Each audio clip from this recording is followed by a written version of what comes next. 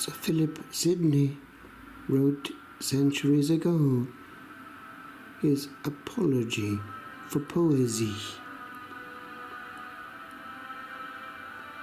The Eastern Orthodox priest Virgile Georgiou had this to say: La poésie, comme la prière, est une échelle vers le ciel.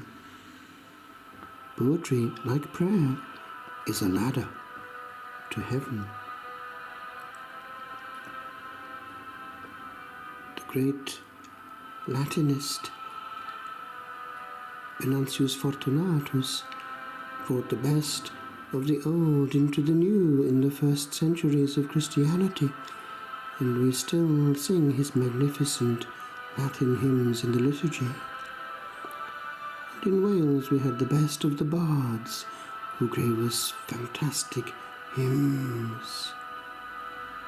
Beauty.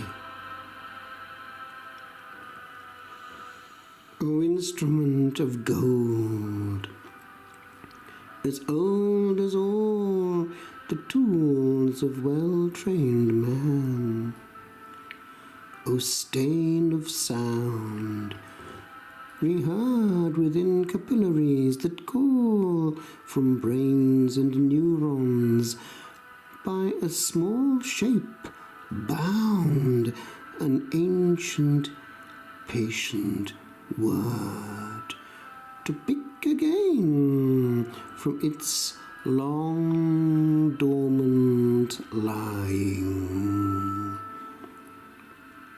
Little line above, below, now falling neath the strain of meaning thinly held.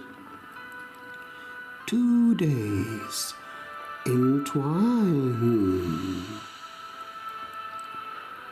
The thought of one lost moment lingering in the air above this page all age withstands, and music made of syllables to share through one frail, slender trail that joins two lands.